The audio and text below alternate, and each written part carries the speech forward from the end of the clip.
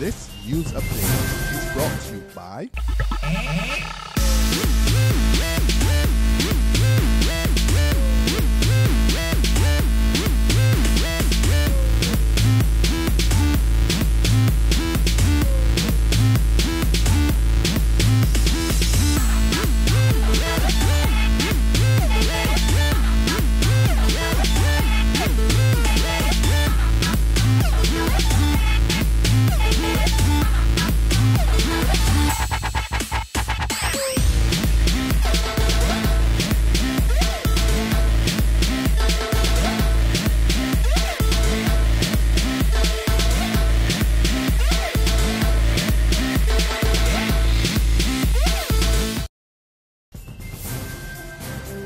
This is the 6 p.m. Barbados Day update for Wednesday, June 11, 2014. I'm Kmar Jordan. Scenes of celebration and relief on the faces of students, parents and teachers at primary schools across the island today as they receive the results of the May 6th Common Entrance Examination.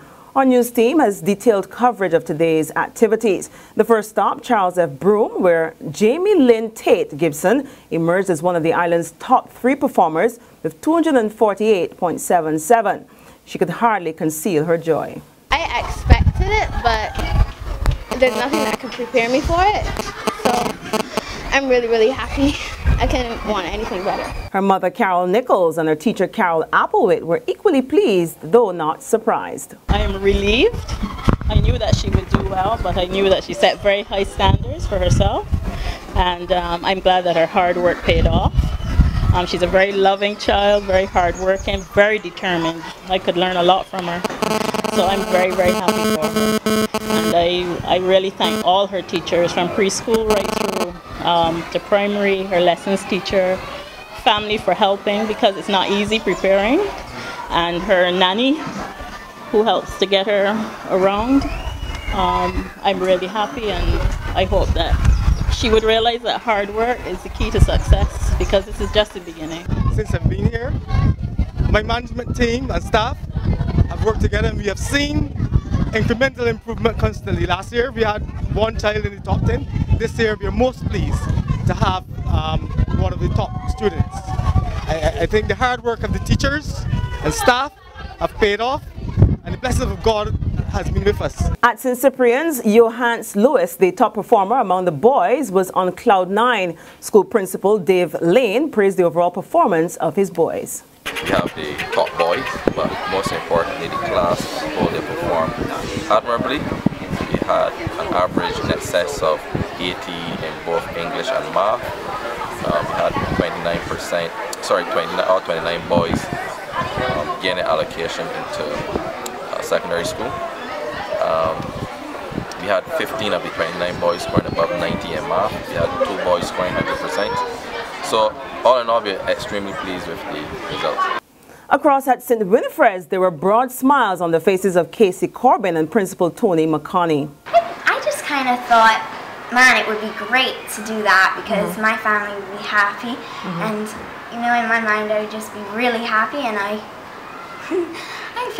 picture a lot of stuff, but sometimes it doesn't really happen. But I don't know, I'm very happy. Congrats to all. Meantime, Education Minister Ronald Jones is not happy with the overall performance in mathematics, and he says he intends to fix the problem, starting with the teachers. We still have to spend some time among several of our students improving the quality of their mathematics. You will find that over the next year or so, continuing program of re-engaging teachers in how to deliver mathematics at the primary level and more dynamically, more assertively, so that some of the challenges which students encounter in the mathematics paper would disappear over time. Well, it's the eve of general elections in Antigua and Barbuda, but win or lose tomorrow, the incumbent Prime Minister Baldwin Spencer says he won't be subjecting his nationals to Barbados' bitter layoff medicine. In an exclusive interview with Barbados Today, Mr. Spencer says arguments could have been made for more than 3,000 workers to be put on the breadline. But he says at the end of the day, his government took a decision to put the people first. We had to make a choice under the circumstances as to which way we ought to go, because we felt that if we had done that, we would have been compounding an injury which is already existing. It will be challenging to begin with, but as I said, we are seeing a rebound in the economy of Antigua and Barbuda. The prospects are looking good. At the same time, the leader of the opposition, Antigua Barbuda Labour Party, Gaston Brown, who's hoping to unseat Mr. Spencer, says retrenchment is not on his agenda if he takes office. He says such a move would do more harm than good. There's regional and international news after this short break. My dad means everything to me. He's my friend, he's my pillar, he's my role model, he's always there. I'm celebrating my dad this Father's Day with Barbados today. So can you? Write a letter telling us why your dad is #1 to love at Barbados today.bb and get a chance to win a Samsung Tablet 3. Enter now, the deadline closes on June 12. In Haiti, President Michel Martelly announces that the first round of crucial legislative elections will be held on October 26. Martelly has signed an executive order confirming the date of the ballot, even as efforts are continuing to finalize the 9-member electoral council. Haitian voters will elect 20 of the 30-member Senate and 112 members of the lower chamber. Elections for local government entities are scheduled for December 28. Further afield now, unrest heightens in northern Iraqi city of Tikrit as police and militants clash. Heavy fighting erupted in the hometown of the former Iraqi leader Saddam Hussein after police tried to regain control of the city from the Islamic State of Iraq and Syria, an al-Qaeda splinter group known as ISIS. According to reports, the militants raided the Turkish consulate in Mosul, capturing 48 people, including diplomats. The incident comes on the heels of heavy fighting in Mosul, which fell to militants on Tuesday. Well, that's been our 6 o'clock update. You can join us again at 7 o'clock in the morning. Until then, you can log on to www.barbadostoday.bb. You can subscribe to our e-paper, or better yet, you can like us on Facebook to get more news and sports. I'm Kamar Jordan.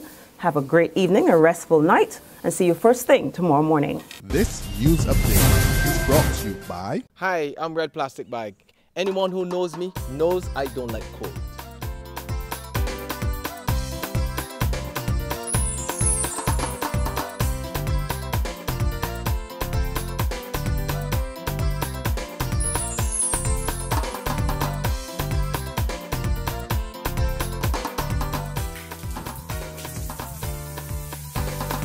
Sunshine reigns in my country. I love it.